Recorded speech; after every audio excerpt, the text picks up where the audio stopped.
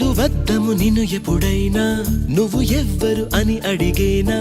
ఆ చిత్రమే గమనిస్తున్నా కొత్తగా నువ్వు విన్నది నీ పేరైనా నిన్ను కాదని అనిపించేనా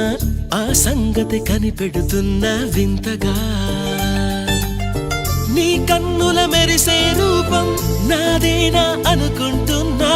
నీ తేనెల పెదవులు పలికే తీయదనం నా పేరేనా అది నువ్వే అని నువ్వే చెబుతూ ఉన్నా